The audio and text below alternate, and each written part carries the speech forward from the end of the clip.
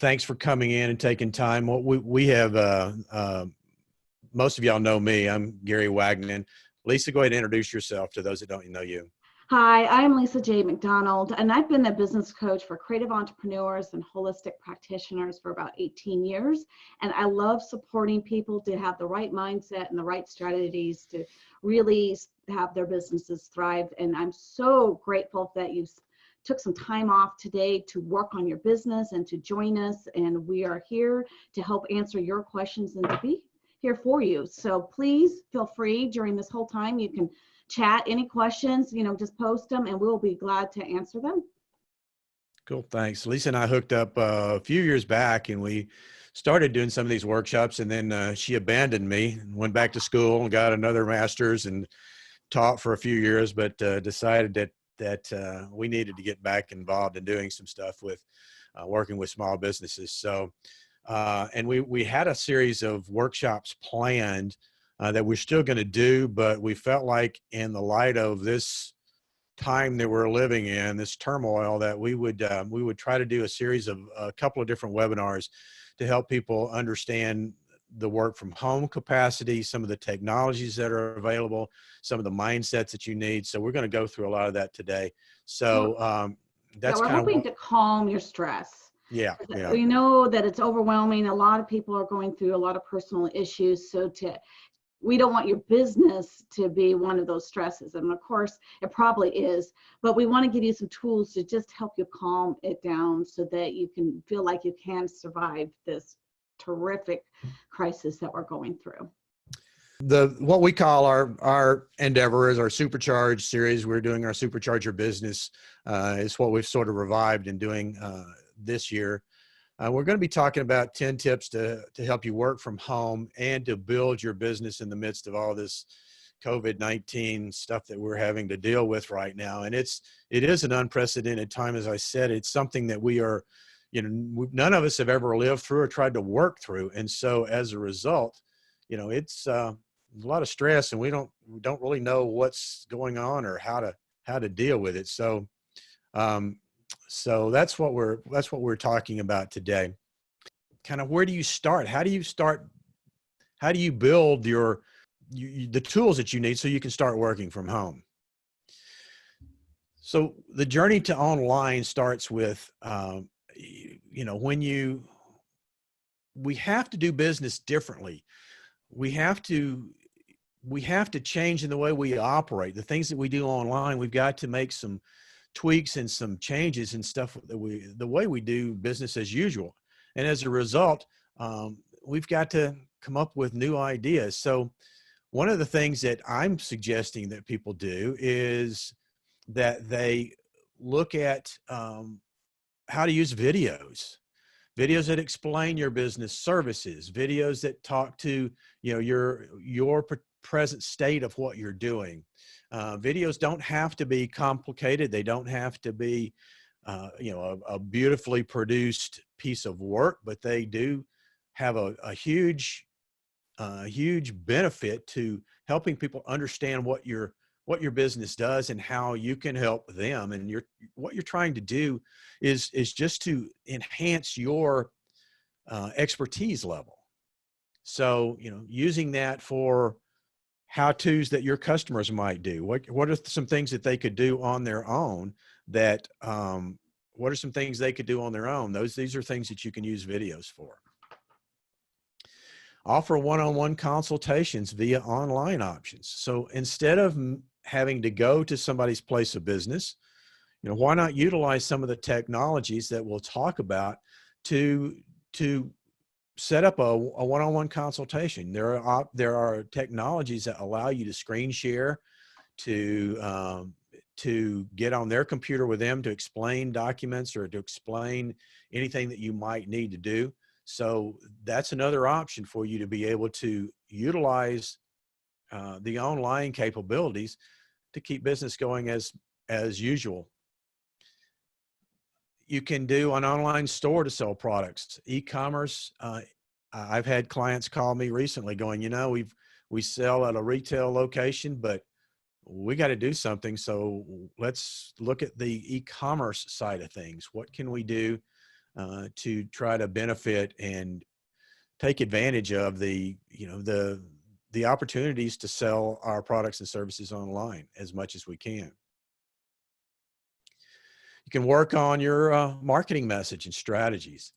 That had someone else told me the other day that they were taking this time when they weren't as busy, they weren't having as many phone calls or as much having to be in the office without people walking in, that they're using that to develop their marketing message and strategies. Bob Sark and I talked about that last night, didn't we, Bob? So this is a good time to be able to utilize to generate those the things that we've wanted to get done, and we haven't had time. There's never enough hours in the day. So as a result, this is a perfect time to do that. So what are some other things, Lisa? What does it mean? What do we have to do from a standpoint of the thought processes to get there? I'm curious on everybody that is watching currently right now, how many of you, when you hear Gary go, hey, you can do this online, you can do this online, you can do this online, the technology scares you? If it makes you feel a little bit queasy, a little bit uneasy, can you please post it on the chat? Yeah, me, I'm scared, or whatever, so I have an idea of how people are responding to these great suggestions.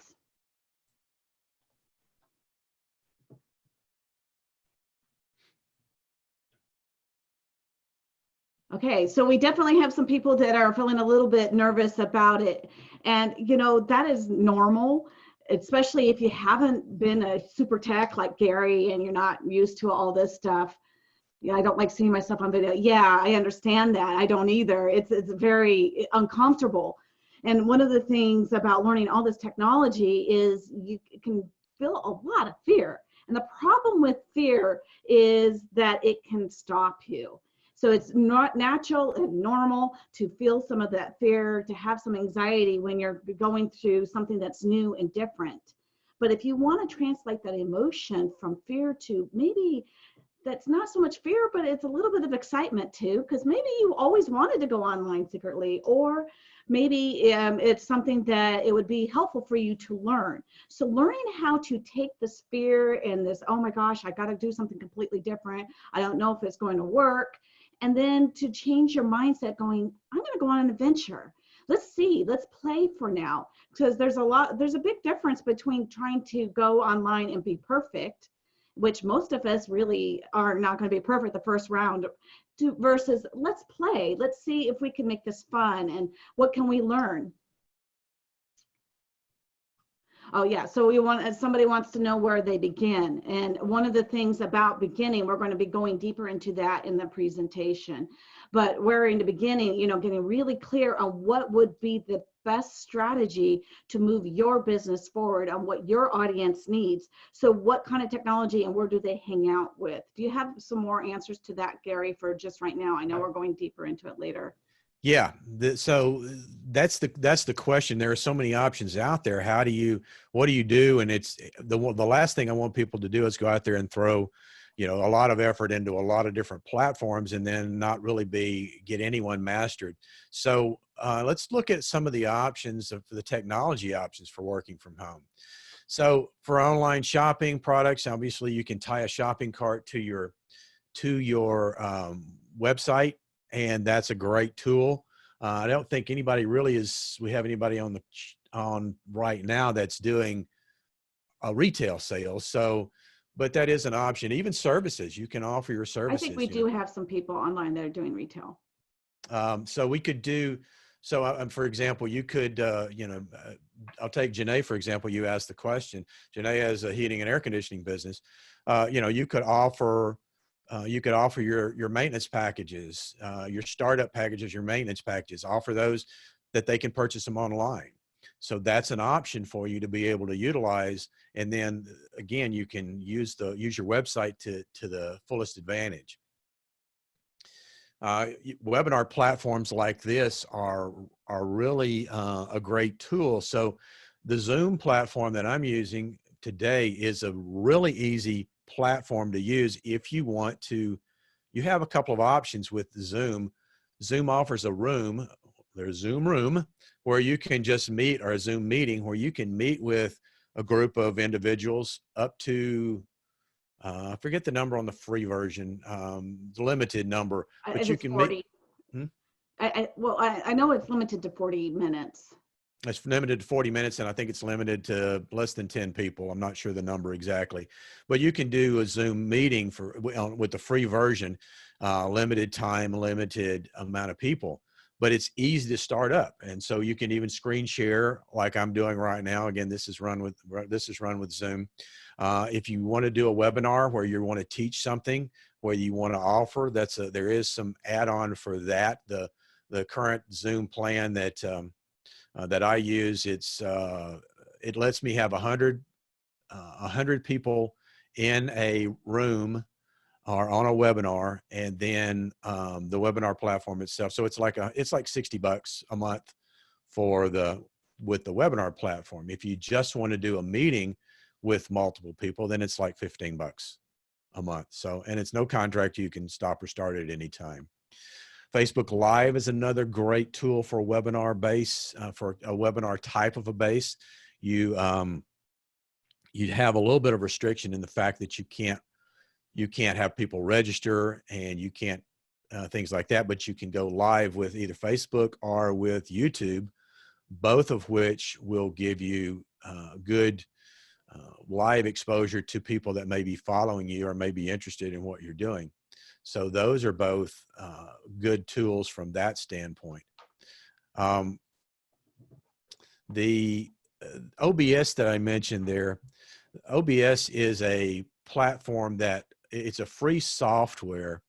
And what this software does, it lets you manage the Facebook Live so that you can switch back and forth from a live view, like, with like us on the corner here, to a screen share view and back. It's a free software. It's really robust and works really well, and it ties into, like I said, Facebook or YouTube. It's a little tricky to set up initially, but if you're interested in any of that, obviously I can help you with those. So the OBS platform is just one that helps you take your webinar or your online Facebook Lives, YouTube Live to another level with screen share. Another screen sharing software is Skype, and a lot of people know about Skype. It's really easy to use as well. End-to-end, it's an end-to-end connection. So somebody connects with you via their Skype connection, and you can share screens back and forth as well. So Skype makes it all as needed. But the issue with Skype is the other person on the other end has to have it installed as well. Whereas with Zoom, the reason I like it is because all you have to do is log on, just use the link, log in. There's no setting up of any kind of program or any configuration. Click and go. Live platforms, Facebook Live, YouTube, Instagram, all are great video options. Again, for communication, utilize Instagram. That's one of the biggest tools that I see most effectively being used right now, because you can take and do a daily Instagram story, and you can do it in Facebook as well. But it's sort of a what's happening right now. You utilize that for an update on what's happening in your industry. What are things that people need to know about in your business or in your industry? It doesn't have to be salesy. It can be strictly about information, and it goes away at the end of 24 hours. So it's not staying out there, and people have an urgency when they see Facebook or Instagram stories. They have an urgency because they know the story's not going to last very long. It's also prominently placed at the top of the screen. So again, the placement is important for people to see that. So those two are really having some good effect right now. Instagram, the reason I'm big on Instagram is because it's still unfiltered, unlike your Facebook business page, where if you've got 100 people that like your Facebook business page, 3 to 6 people may see it. So it's almost not worth putting the effort in. But Instagram, everybody that's following you on Instagram sees everything you post. So that has to me is a huge plus. Newsletters are a good way to keep in touch. How many of you guys have newsletters or have an email marketing list that you're using? You know, type it in the chat just to let me know how, if you have an email database, that is an absolutely fantastic way to keep in touch with people, because you only control two things online. You control your website and you control an email list. Everything else, you're at the whim of the provider. You're at Facebook changes their algorithms and changes something, too bad. You're out of luck. Instagram changes, you know, anything like that, you don't have control over it. But if you have an email database, then it's absolutely important that you keep that up to date, go through it, that you keep building on that list, because you know, if people want to, I mean, if they don't hear from you with some regularity, then they'll forget about you. So offering value, and by an email marketing list, our newsletter, I don't mean, you know, hey, buy my stuff. Hey, I got a special coming up. Hey, I've got, you know, this service or that service thing I'm offering. That's one way to get people to delete your email as soon as it comes in, if it's only about sales and it's only about you. So this is a great time to utilize those tools. I use MailChimp. I've used all three of these on the screen. I've used MailChimp, Constant Contact, and Aweber, all three. MailChimp I use probably the most right now. It is a free service up to 2,000 emails, 2,500 emails, I believe it is. So you can have up to 2,000 people on your list without paying anything for it. It is limited in some of the features that it offers, but it's a great starter point. Whereas the monkey that says, well done. Go ahead. There's the monkey that says, well done. Oh, yeah. Yeah, you have the monkey. I mean, I love that because it makes it fun. It's like, the monkey encourages you along the way. Yep. The Constant Contact does a great job. It's got a ton of features. It is a little more pricey. You're going to pay about $40 a month if you have over 500 contacts. And but you can try it for free for 60 days. Aweber is another one that I've used and still have.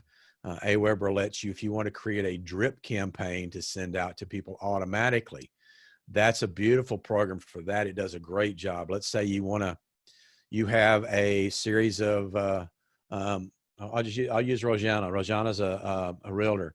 So if you wanted to send out a tip about something for 12 months, then Aweber would be a perfect spot for that, because you craft all of those messages and you need to make them evergreen so that they're not tied to a specific time period. In other words, you don't want to plug a Christmas or an Easter or a 4th of July or whatever message in, because it's going to send at a specific time period of when they signed up. So if they sign up today, then 30 days from now, they're going to get the next message, and then another 30 and another 30, or whatever time interval you create that for. So, and if they, you never know when somebody's signing up. So, but that's a great way that you can continually feed them information about your business. So, yeah, it's really easy. Janae, it has gotten a little more, if you haven't used it in a while, MailChimp, it has gotten a little more, not complex, but it's kind of, they've moved things around. And so, you got to get in there and play with it. But, there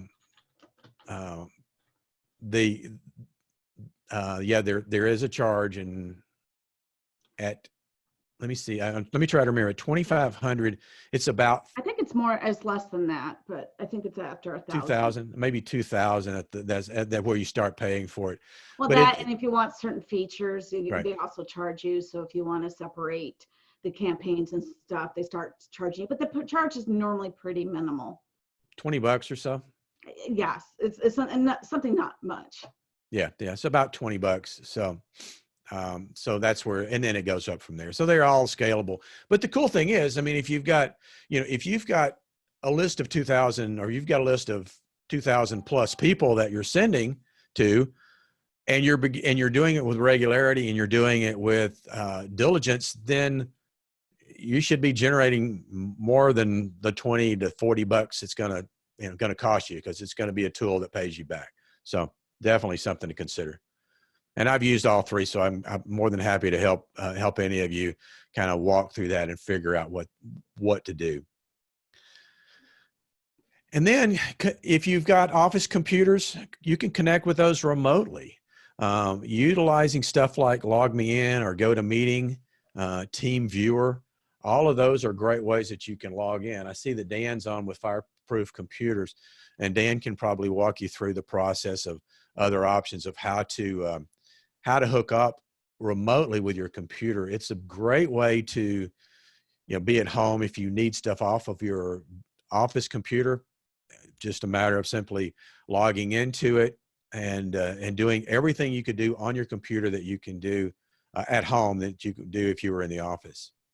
I like Team Viewer. Team Viewer I use a lot with clients because it's an easy way for me to install, for have them within about 2 minutes. I can have them download the Team Viewer quick support program.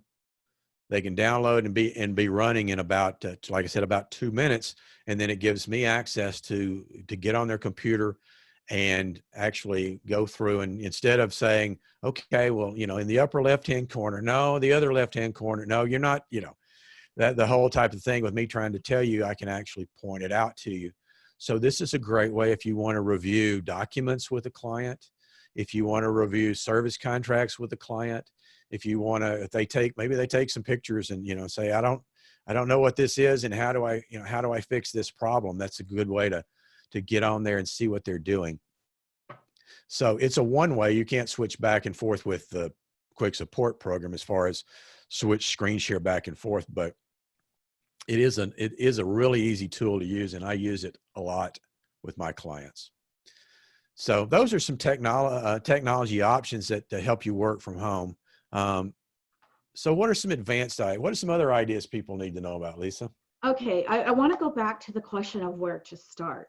And really remember that these tools are here to serve you. You don't get ruled by the tools. So what I would do is I would spend some time on working on your business and get really, really clear of your clientele and what their current needs are. What is it that they're most needing at this moment? And then build your strategy from there. Some examples that I have seen locally that have worked really, really well. I'm a gluten-free kind of person. I have a diet that's gluten-free, and there's a local restaurant that caters to us. And yesterday she sent out a survey and said, hey, I am looking to teach you how to cook from home gluten-free. I'm going to put together a package. I'll make it super easy. Now, I don't want to learn how to cook it, but my daughter does.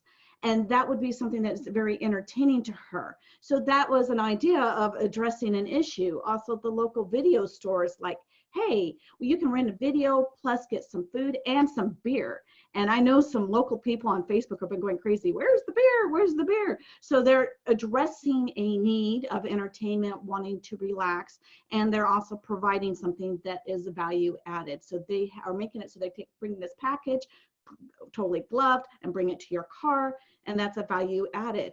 I know that we have a realtor on here, and an idea that I have for you is I also saw a local lawyer, and he was saying, hey, if you don't want to be one of the statistics that's happening out of China and being one of the divorced people, here's how to improve your relationship while you're on quarantine.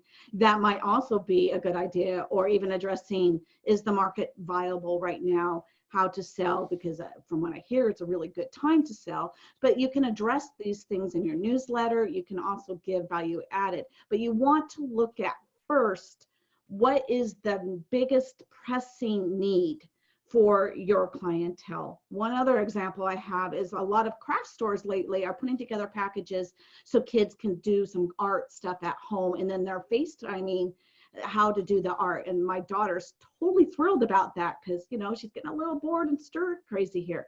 So look at your audience and look at their current needs, and they'll look at which of the social media avenues would best serve them. Where do your people hang out? And you might want to start with just picking one technology at the beginning.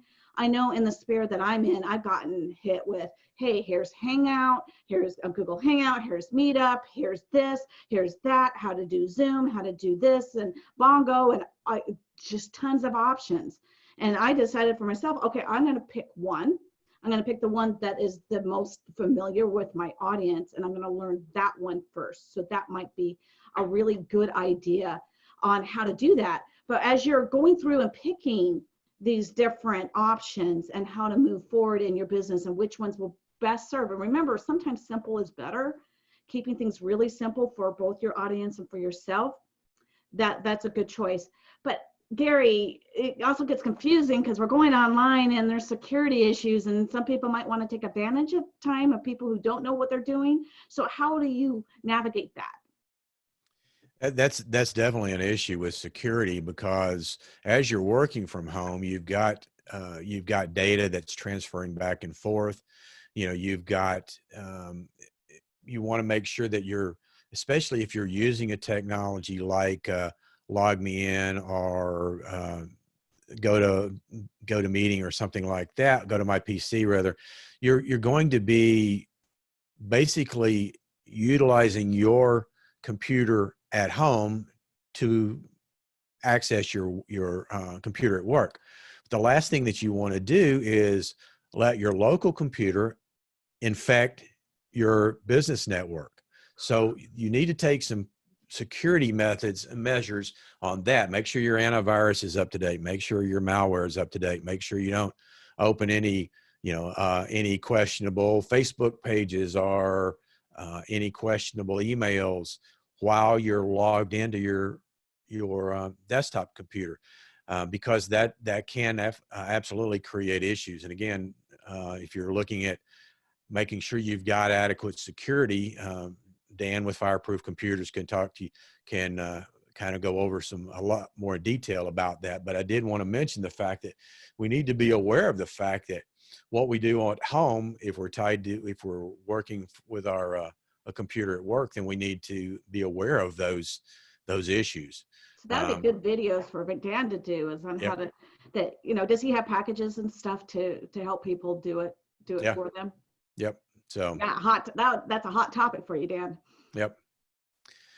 And then the other thing is, again, if who knows what our situation is going to be as far as the length of time, but I feel like that a lot of people are going to see the benefit of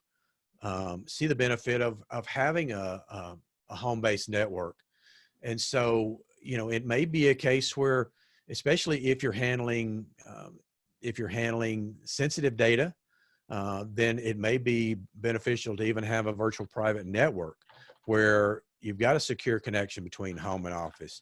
So those are things that you want to talk to a computer guru about, that security side of things. And like I said, Dan does a great job with that. So I want to mention that, but those are things that we need to think about. There's other options too, as well as, secure email programs that are available, and one thing and another. So keep that in mind, but we got to be cautious of our security, because just because we're at home doesn't mean, everything goes.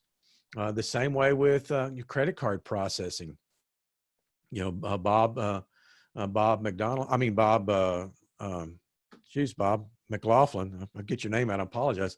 Bob McLaughlin has some solutions for that, but he'll tell you that you need to keep your data private. And so you're not letting your credit card information on an open network that can get compromised and put you in a liable situation. So something else you need to know about.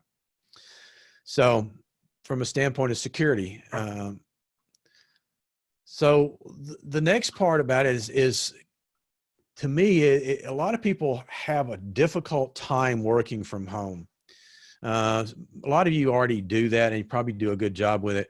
I know I've talked to folks before that said, I just can't work from home. I get too distracted. I've got the news on in the background, and, and every time I try to do anything, there's a latest coronavirus update or something like that. And then I got to let the dog out, and then I got to go, then the garbage is building up, and then one thing and another. So it's, how do we create that discipline that we need to be able to, to be able to be productive and get things done. I've worked from home for nearly 20 years. So, at 8 o'clock in the morning, I'm in my office, and I treat it just like, just like I was going to a 9-to-5 job. Now it's not to say you can't do any of the, things like going shopping or going, cleaning the house or whatever. But if you wouldn't do that at work, don't do that at home. Save those for after, save those for later. Again, avoid the distractions and avoid the things that take you away from being productive and getting your work done. If you've got children and need to stop and tend to their needs, Lisa can address this one. Go ahead and jump in on that one, because that's you deal with that daily. Every day, every day. Yeah, I'm a mom of 8. And so fortunately right now I only have 2 at home. So life is really easy peasy, and it's a lot of fun to have them home. I'm actually quite grateful for this time with my children during this.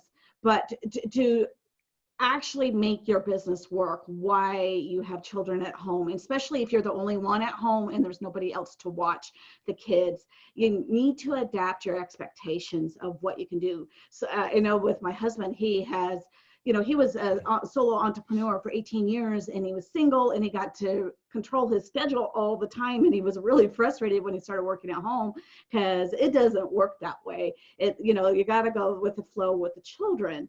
So one of the things that is helpful is to get really clear on what your 3 action steps that you're going to accomplish that day. What are the most important things to move your business forward, and to do them as soon as possible. So if your kids sleep in, then do it earlier in the morning. If they don't, there's things that you can do to navigate that.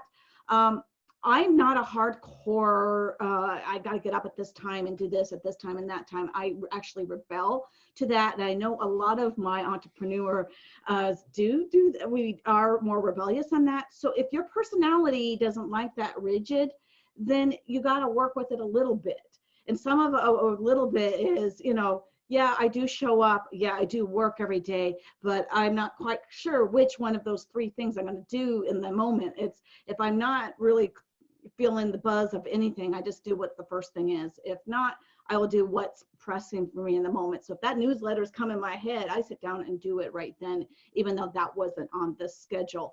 One of the things that they have found with productivity and to really stay on task is to develop routines. And the nice thing about routines is children get cued into it too. They're highly, highly adaptable, and they can work with the schedule. So one of the things I do is probably not the best, but I started it when I had little babies and I had coaching clients. I would have most of my coaching clients in the morning, and I'd get the baby up really late at night, so then the baby would sleep in the morning. And I'm finding that my children are doing it now. They're staying up, they're having a great time at night, and then they're sleeping in the morning, and I have a couple more hours of silence. So that's something that you could work with. But part of the routines is coming up with something that will trigger your brain that it's time to work. So many people, it's coffee. For me, it's tea. Sitting down with a cup of tea, putting on some soft music, because I don't like that weird feeling of being just totally silent. Putting on some soft music. I do it without words because it's hard for me to think words if I have words in music, and to just start working that way. But having a rhythm that is training your brain can really, really help. Let's see. Yeah, working with your personality is really big. So if you need to have an accountability partner, I have found that helps, because sometimes we can make commitments to ourselves and it's easy to go, oh, well, this came up or that came up. But if you have to show up once a week and say, did I get this project done or did I not? That can really help too. Absolutely. And that's one of the reasons you talked about, turn the music. I have music or something like that, but without words. Well, that's why you can't work with the TV on either, because it's that's too easy. You look up and you've spent 30 minutes staring at the TV when you had a project that you were trying to get done. And at the end of the day, you go, gee, I thought what did I do today? I didn't get anything done. Well, yeah, it's because you spent half the day, staring at the TV or something else. So you need to make sure that's a place that you want to be concerned about. And then the other thing is, for me, is finding a place to work. I have an office set up in my, we've got four bedrooms in the house, and there's only two of us. So it's not too difficult for me, but I have a spare bedroom. But I've always done that. I've always used a spare bedroom where I have a desk and everything set up, because I want to be able to keep it as much of an office as I can. Some of you may not have that, it may be the kitchen table. That's where Lisa does most of her stuff. No, I actually don't. I only do that if my kids are doing projects and I want to make sure that they don't blow up the house. Yeah. So, I mean, you can get the kids to do projects and be there and have them busy and get going on your work. One of the things that I wanted to mention is getting clear on what helps you to be most productive and start paying attention to it. I do have a beautiful desk. I have a beautiful office set up, and I almost never work there.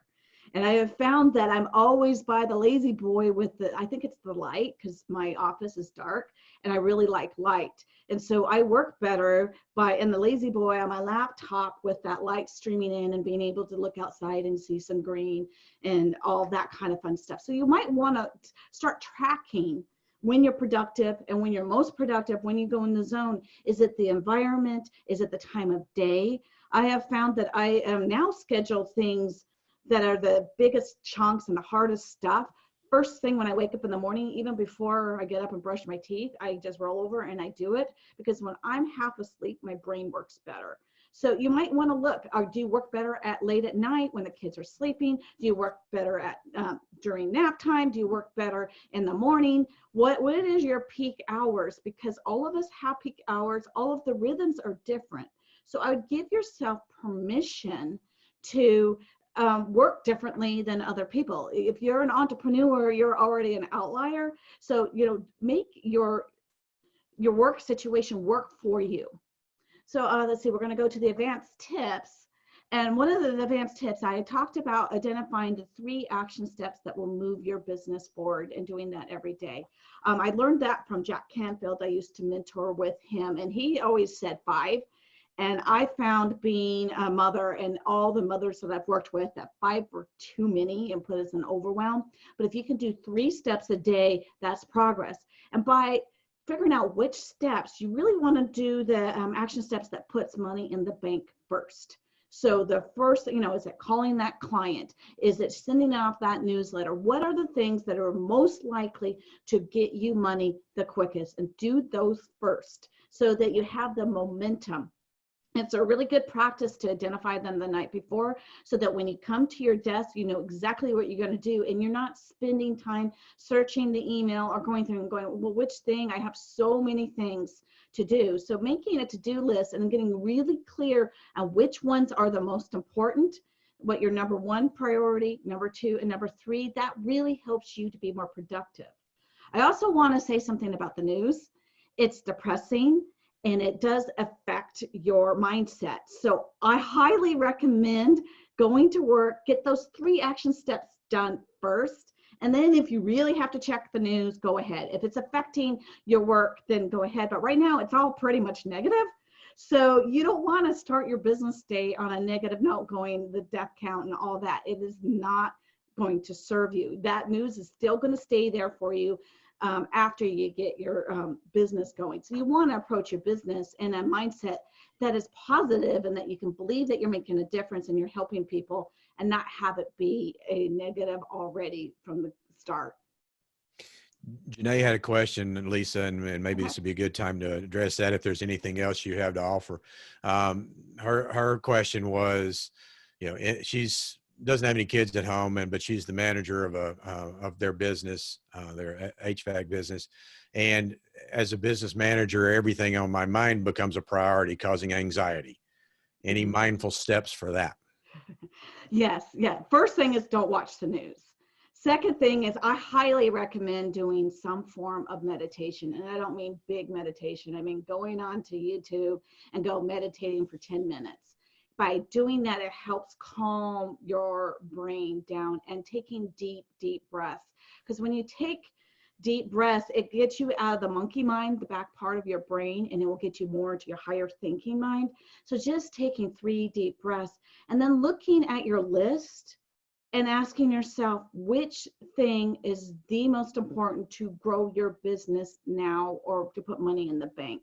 Which one out of all of them? What things, and also since you're the manager, asking what can you delegate? What can be somebody else doing it? I know I'm having some issues with my newsletter and I was mind boggled with it. I'm like, I don't have time to do this. And then I was like, wait, but my 13-year-old does. So I hired my 13-year-old. She's now working for cookies. She doesn't want money. She wants cookies. So don't report me. But it's amazing to sit her down. It took me 10 minutes to train her how to do it, and she's going. But that was, I could delegate that. So looking at your list of what can delegate, what is the most important thing on putting money in your bank, and what feels just intuitively will get you to the next step. And we're talking taking baby steps right now because there's a lot of chaos. There's a lot of stuff going on, but what's that one thing, if you can get it done, will help you calm down your anxiety. And sometimes it's doing a whole bunch of little things so that you can have that positive, oh, I got something done. Now I can tackle the bigger project. So now I don't always recommend doing the big thing first, because sometimes, especially when we are all in trauma right now. So with trauma, you might have to be a little bit more gentle and just do one little thing. And the next little thing is that paying the bills, just getting a couple things off that list. That feeds your brain and you get a hit of dopamine that's like, that was good. Let's get some more of that. So just like the Facebook has all those likes, because that's how they're training you to stay on Facebook, you can train yourself by positive little things and getting through the list. Let me know if you have any more questions on that or if that answers your question. Yeah, that's great. That's great information. I know I have that same issue, Janae, because I'll be sitting here I'll have 5, 10 things on my to-do list. And it's like, I know I got to do something. But an hour later, I still hadn't done any of them. So if you can making the decisions before night before is so helpful. Prioritize and grab one and get it done, and then start scratching them off the list. And it's like, oh, I got those done. That makes you feel good. Don't give yourself an option. Just do the next thing on the list. Yep. All right. So we've talked about working at home, working with children around, no matter what age. I put that in there because some of us have children. Some of you might have children around that are grown. Well, the adult children are sometimes more time-consuming than the young ones. So. They may be called your spouse too in some cases. So unfortunately, I don't have that problem. Most of y'all know Nancy. So, but we've covered a lot of this, so we'll just kind of highlight through this and anything that you want to add that we haven't already covered, Lisa. Yeah, I mean, if you have young little ones, I know some people say you can't grow business if you have young little ones. Well, I grew my business from bed rest, so you can do it. It is doable. Now, is it easy? No, it's not easy. It's one of those things you gotta learn how to just let go. And it's like, okay, it's like practice. Is learning how to stop in the middle of something and not have it perfect, and trusting that when you go back to it, you'll still be okay. You'll still be able to do the work that you need to do. So if you have young kids, setting up little activities and toys for them is a good thing. I often I'd collect all the toys and I would hide them, and I would have 1 or 2. So once the child became bored of that one toy, then I would substitute it. But they have this favorite toys. So if they don't see their toys every day, it really helps them to be active and to do that. So there's, pots and pans. You'd be amazed at how long a kid will play with pots and pans. Or if you throw in one of those old-fashioned phones, they will play for hours while you're in the room. So that's one of my tips for the young children, and also to work around their nap time and that kind of thing. It's always helpful, especially if you can get them on a routine, which it depends on the child, of course, on that. With elementary school kids, finding educational games online can help stimulate them. I love making them clean their room because sometimes that takes all day. Setting up some crafts or some Play-Doh in the kitchen, just having them and being involved in different things. I like to make my kids do some reading. I have one elementary kid right now. I make her do some reading, her violin practice. She gets to do some online activities. There's a ton of resources. I'm getting flooded with them every day. So there's definitely that. With older children, making sure that they're doing the chores and maybe painting or gardening. If you get them figured out what they're really interested in and give them more of that, it's great. I have a daughter who's into science, and they're now creating a community science thing for my daughter. So she's going to be doing some research and heavy things while she's at home. So that all keeps them busy. And yeah, sometimes they need some resources, but I ask my older kids, if they're 8 or older, I'll ask them to make a list of what they need from me after each appointment that I have. So I'll check in, get them the resources they need, and then move on. But they know not to interfere, like when I'm doing a webinar. They're busy, they're doing their schoolwork right now, and they know that I'm going to come, make sure that they're loved, and then we keep them happy. I think we talked about the workplace already, so got that done. So the audience, Gary, how do you figure out who your audience is? Because now it's really important to kind of touch up on that. It's sort of like we've used the same, scenario in networking. A lot of you guys do networking, and we've a lot of times we've preached the idea that, who's your ideal client. I can't tell you how many times I've used the analogy of a skincare person or something that said, who's your ideal client? Well, somebody with skin. Well, that's not the case, and we all know that. We all have our niche audiences. So, but it's identifying it, and that, if we get clear on who our audience is, that helps us to really identify what are the best marketing practices, because, it doesn't make any sense if we're dealing with, boomers and up. Why do we need to pay attention to some social media site that's geared to the younger, a Snapchat or something like that, or TikTok? Although I did have somebody tell me the other day that they were playing around with TikTok, and they were in my age bracket. So I don't want to eliminate anything, but by the same token, I don't deal with a lot of my clientele are not millennials. They're not the younger generation.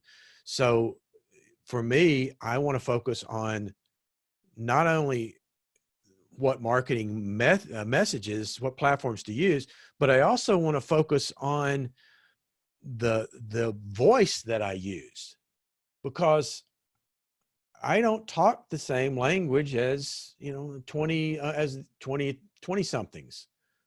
I don't speak the same language. And so as such, I know that I'm not going to appeal to them, because I'm not, I don't have, my voice doesn't resonate with them. So therefore I want to focus on who are my audience. So, look at the platforms that your audience is using. Do some surveys, check with, when you finish working with a client, find out, give them a quick survey, send them an email follow-up, say, hey, I really appreciate your choosing us to let us work with you. And would you mind, number one, would you mind giving us a review? And would you take a quick 3-question survey and let us know how we did, and let us know how you found us, and let us know, the information that you want to find. So you start compiling that data. Now you've got some hard evidence. That says that you can, that this is who we do the best with. This is who we get the best results for. And there's a book that you can, that I love. It's called Book Yourself Solid. It's by Michael Port. And he uses what he calls his velvet rope policy.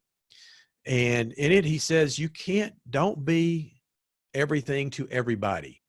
You cannot do a good job if you focus on trying to spread your attention and your energies between all groups of people. Focus on that narrow band, and you're going to actually be more profitable. So put the majority of the efforts into building your following and with the clientele that are going to be the right choice for you. So, so what are some other things, Lisa, that we can do from a standpoint of identifying your audience? Okay.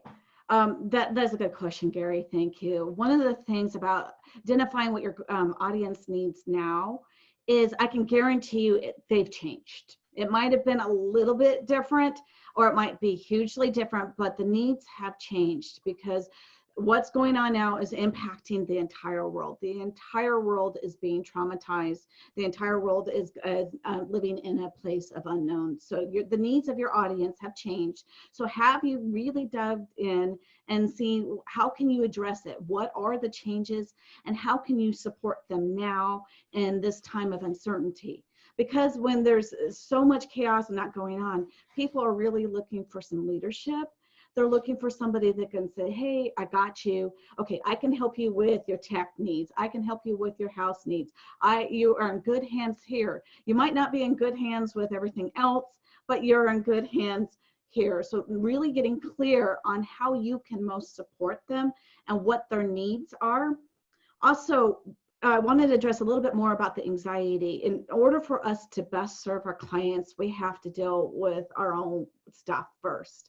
And one of the things about anxiety is getting really, really clear on what it is that's causing you the anxiety, because each person, it's a different thing. Somebody might be, I mean, right now I have some anxiety because my daughter has a high risk pregnancy. She's in DC right now.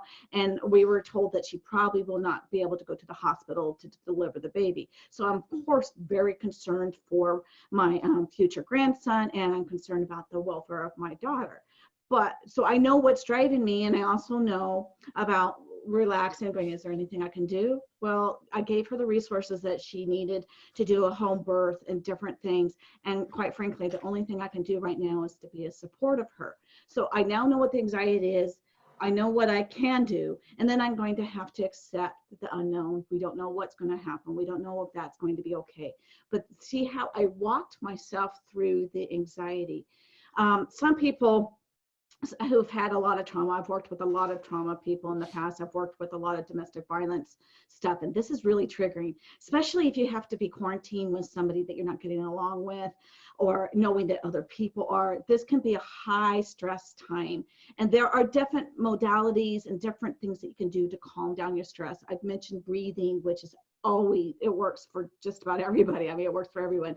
Deep breaths, but in the meditation. But there are other things that you can do to process the anxiety. One of my favorite free ones is on YouTube. Brad Yates, he does the emotional release technique, and it's just tapping and releasing the charge you have around your stress. Because if you can take away that charge and calm yourself down on a 10 scale, like doing 10 scale, 10, you're like about ready to blow, you're so anxious, and 1, you have no anxiety. If you can get it down from a 9 or 8 down to a 4, then you're going to be more functional, and then you're going to be able to see what the audience needs are.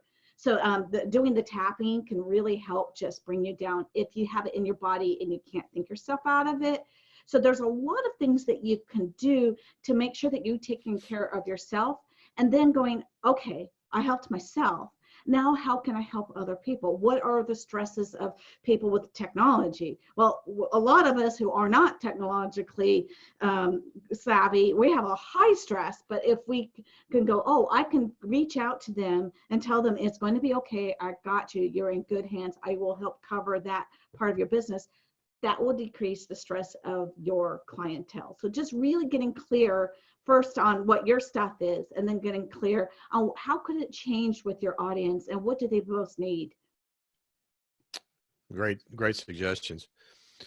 So one more thing I want to talk about with technology was, we talked about video in the beginning a little bit, and we all have a great video tool in our hand, and we carry it with us all the time, because most of the smartphones right now will do a better job than any camera that you can buy, obviously, unless you want to spend several grand on a camera. But I mean, this, when you've got a 12 megapixel camera, it does a fantastic job. I do all of my videos, I shoot off my phone. I do have a desktop camera as well. And the the difference was if you see the video shot at my desk or done on my camera, but in cases where the videos that Lisa and I did together, they were shot off the phone. So you have a great tool and camera that gets you started with it from a standpoint of getting the basis that you need. And yes, there will be a recording of this, by the way. I didn't mention that earlier, but Rojana, yes, I will have the recording. It'll probably not be available until tomorrow. It takes about, with the load on Zoom right now, it takes about 24 hours for it to render. But as soon as it does come available, I will email that to everybody. But so let's say you're going to do some videos. Picking up your camera and just going to shoot them is one way to do that, but you want to eliminate the distractions as much as possible. And so distractions are, you're shooting the video and, you've got it and the sun's at your back and your face is just a big white glow and you can't see anything. And so that distracts people. So you want to make sure that you've got a good lighting structure. So if you're shooting outside, obviously it's best to put the camera, or your camera with the back to the light, and so it's coming through to your face. But maybe you can't do that. Maybe you're doing it inside. Now, if I got up and opened the blinds behind me, I would be in that same situation because my house is, I've got a bright sun out there right now, and so it creates a huge glare. So in my case, I close the blinds, but then it's too dark. So I have lighting that I use. And you can see the glare in my glasses if oftentimes, so you can tell, but, so it's not perfect, but it gets the job done. But I have lighting that I use, at my desk. And then I also have a lighting set up for when I want to do, if I do it, over, in front of the green screen that I use. So but a lighting kit, if you're going to be doing videos and you're going to be doing them inside, you can buy a lighting kit for $50, $60. They're relatively inexpensive. The other thing that you definitely want to do, unless you're, moving around or whatever, but even at that, you want to get a tripod. You want to make sure that you have a tripod that your phone sits on so that it's got a really stable base. The one I use was an inexpensive one. It's probably, I don't know, maybe it's $20. I don't know. But it telescopes out so that I can either use it as a selfie stick or I can set it on my desk and do anything I want. So again, we just had a suggestion on the chat box on a really good camera lighting for outdoor video. Oh yeah, cool. So yeah, the computer guy just gave us a link. So if you want that, look at the chat. It looks like a good, helpful resource. Great, thanks, Dan. Yeah. So having the tripod that keeps a stable, a nice stable way to set up and shoot your video. I was working with a client last week that had, or week before last, I guess it was, that had bought a tripod that, does the follow and all that kind of thing. So if you want to get fancy and you're going to be doing, he was a realtor, so he's outside and walking around. So that gives him the ability to keep a steady view. But so keep it still, because the last thing you want to see is, the whole thing going this and that gets people distracted. The last thing I would suggest is a microphone. And I use it's wired. It's a little wired microphone. It has 13 feet of cable. So you can plug it into your phone. You can have, it's a little lapel mic, but it gives you fantastic sound. And that's the worst thing that's the thing that will disrupt you more than anything else. If you're trying to do videos and people, and they can't hear, or they, Gary, can you put the link to that when you're done talking? Yeah. I'll put that in the notes. I'll put it in the notes for you. So those are just a couple of tools that I use, but I just think it's important that we eliminate the distractions as much as possible so that we can have the, we can do a video that looks professional, sounds professional, and gets you the results that you want. So, and with the rise of video, I mean, video is such a huge thing right now. The video numbers are staggering. It's just incredible that what video does. But it works too. It does. It works because we're in an entertainment. We want to be entertained, right? I mean, why read something if somebody can read it to you? That's Does sad. does that say we're lazy? I'm not sure, but I think we're busy, Gary. yeah. Okay. We'll say busy instead of lazy.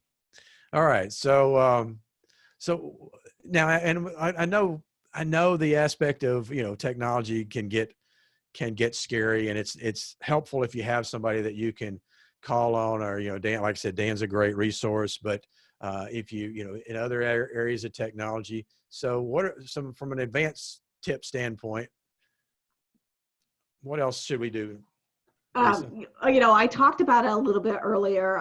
Can't remember if I did it in the chat or if I did it on video, but we talk about baby stepping. And what I love about baby stepping is I'm always thinking about the movie, What About Bob? And do you remember when he goes, baby step to the door, baby step to the elevator? And when I have a lot of anxiety and just feeling, I just start going, okay, baby step, just taking one step. And often what happens once you take that one step, then you start working even more. You start doing the list. I can't tell you, the other night I was going to go, I'm just going to get this one thing done. Okay, I'm just going to get this off my plate. And then I ended up working 2 more hours. So it's a really good tip, especially when you're feeling overwhelmed. There's a lot going on, to just break it down and go, okay, baby step. And I love thinking about Bill Murray and his little on What About Bob? And he's like, I'm going to baby step to the elevator, baby step to here, baby step. That to me really helps. We've talked about taking the deep breath. And we also, some of us have this hidden resource called our children. I work in the higher education market with writing and helping people learn how to write. And they want me to learn to do Google Hangouts. And I was struggling trying to figure it out. And I was like, oh, wait a minute, I got a 13-year-old. So I was like, hey, Anna, come here. And she showed me in 2 minutes. And, sometimes I call up my son when I need search engine optimization and I get so overwhelmed. I'm like, hey, son, you got one of those machine things. Can you figure out my keywords? I'll pay you $50. And he's like, sure. So some of us have this hidden tool called our kids. So they were born with a different part of their brain that they already know things. And it's a resource, and it's fun for them to start teaching mom or teaching dad. So that is some of the other tips, is don't forget about the resources that you have locally. So if you don't have children, maybe you have a nephew or a niece, and sometimes they just can whip it out, do things so quickly. I love it when my students show me really cool things on the smart board. It's like, wow. So I love learning from the millennials. They really do like to share. They like to help us. So that is a tip that you can do. Great. Yep. So one other thing that we want to kind of talk about, and this is what is such a challenge right now, is how do we change our thinking? We've got to think outside the box, because what we've been doing obviously is not working. Several of you I've talked to. I know, again, Bob and I talked last night about, a lot of his leads came from getting out and networking face to face with people. Well, obviously that's not happening right now. Well, so how do not we in face, but virtually it is. Yeah. Yeah. So what are some ways that we can get creative and find new ways to do business? There are options. That's why the virtual aspect of this is a huge component. Being able to utilize the virtual aspect of this. Maybe we create a weekly Q&A for our clients and do it on video. Maybe we offer some how-to tips on something that can teach them how to do something. There's a lot of things we can do, but we have to get creative and think of ways that we can, just like the doctors now, our chiropractors. I know Lisa was talking about it, and I know in the chiropractor as well, that, and some other folks, that what they're doing is, even though they're open, what you do is you drive up and you text them that you're there. And when they clear the office, and then they let they text you to say, okay, it's clear for you to come in. And then they'll let you in. Yeah. So being able to think about how we can manage working with our clients is a huge thing. Another thing you should do is look at what the leaders in your industry are doing. There are going to be folks out there that are figuring out your industry and how to do it. And so look at what they're doing. use like Facebook groups. If you're a part of a Facebook group that's built around your industry, what are people doing in there? That's another source for, I follow I follow a social media and a digital marketing group, and, and they've come up with some cool ideas for what they're doing to try to work around what's happening right now. So look at what the leaders in the industry are doing, check the Facebook groups that you might be a part of. And then, what new channels of communication can you find? Maybe you're not utilizing your email list like we talked about. Okay, so let's start doing that. Maybe you decide to do some videos and explain what's going on with people. Folks are looking, I was talking to somebody else the other day, and they were talking about, it was somebody that posted on Alignable and said they were just starting a business, and, that they do retail sales, but it was, well, nobody's going to want to spend any money because we're worried. And that's true. That is going to be an issue of, when do people feel comfortable that they're going to be okay, that we're going to get money rolling, and that we're going to be okay. But by the same token, I also hear other people that are saying, I'm sitting at home, I'm bored to death. And so what am I going to do? I can't go to the mall. I can't go to Target shopping or for, anything other than groceries. What's online? What can I find to buy? The folks buy books. Yeah, my book sales have definitely, I'm a writer. I have 27 novels or books published, and people are buying books. They definitely are buying books. And there are people who are being very successful during this time too. So when there's this lull, there are opportunities.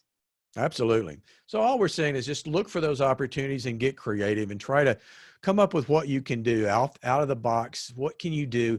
And you may find a new tool, a new channel, a new platform that works great outside of this, that gives you the ability to really shine and thrive after this crisis is over. So just be aware of what's going on and use your creative thinking and, get outside the box and do something different. Yeah, one of the things I want to add to that, Gary, is, I'm one of those people who really rely on my holistic practitioners to keep functioning. And the idea of my chiropractors and massage therapists, acupuncturists not being able to see me is put me like, oh, what do I do? How can I take care of myself so that I can still be moving, functioning during this time? And, one of the companies that I streamline yoga from, they're addressing it by doing Q&As on how to maintain your health and how do you deal it with, the muscle tension, and how can you relieve it if you can't get access to the people that help you with your health.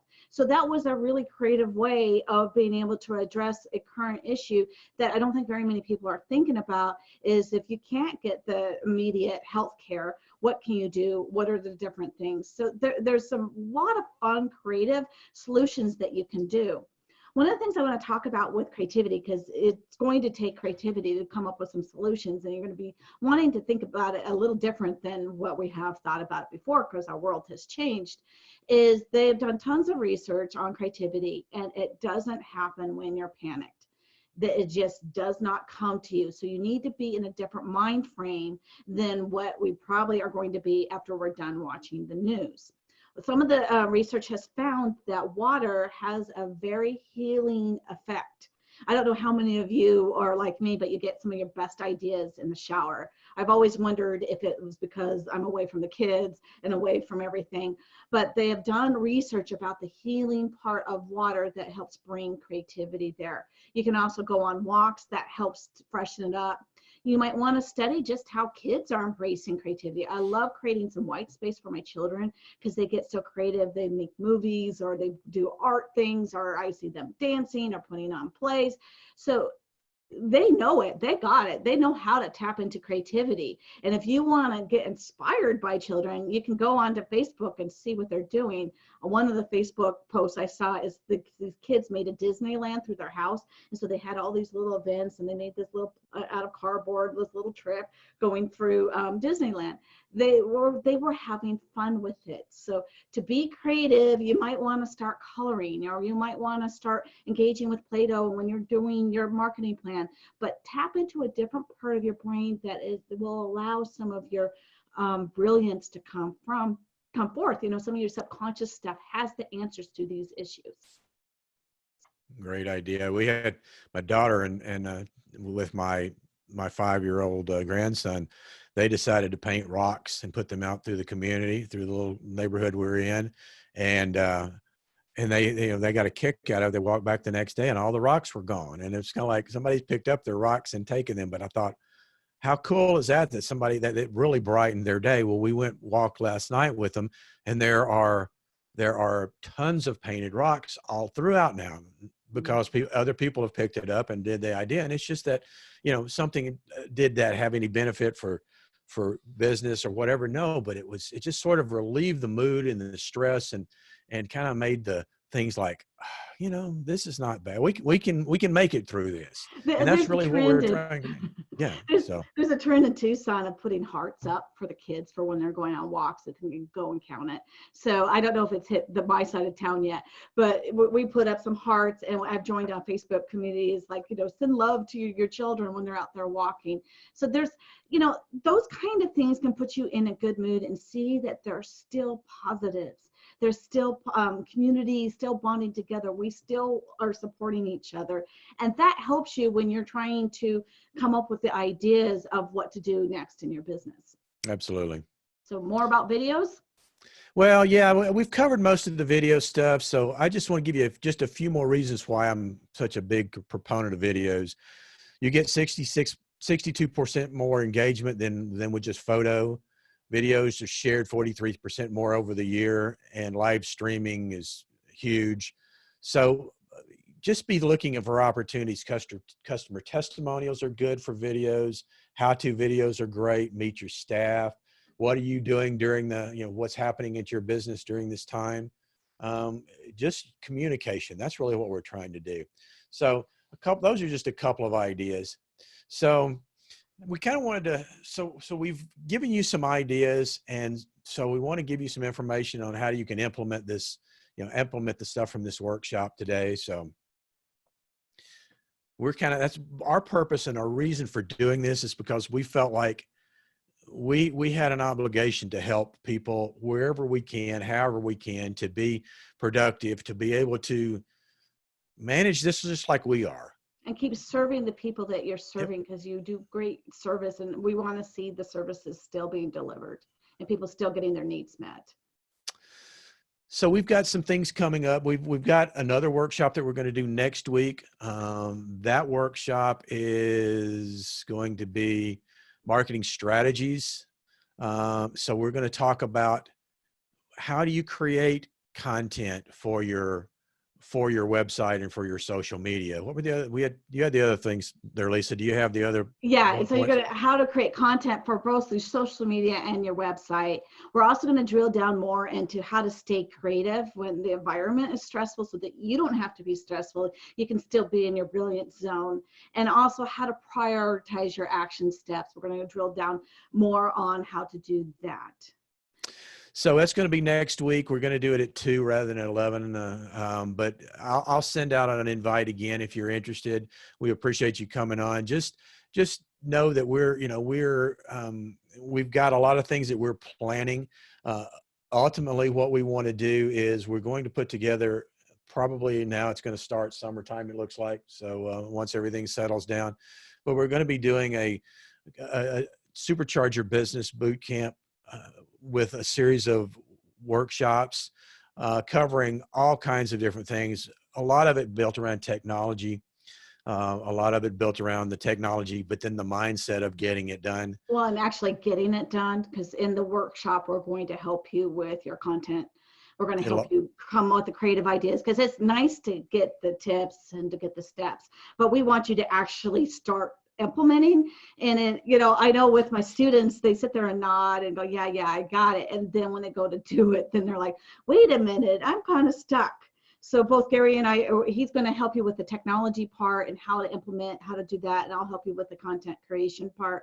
So we're definitely going to do that. I also wanted to offer that if anybody wants to have more brainstorming on their specific business, if you want to shoot me an email, Lisa at Step It Up Queen, that's Step It Up Queen, go ahead and we can get on the phone, and I'll be more than happy to just help you brainstorm of possibilities for your unique audience and business. That's this. Lisa and I have worked well together, and it's been a great collaboration because you know, she feeds me such good information on the mindset and then the technology side of things. Then we bounce those back and forth. So it's been a really great partnership. So if you're interested in, you know, watch for the stuff we're doing, I think it would be a great value. You guys know how to get a hold of me. All of you know how to get a hold of me pretty much.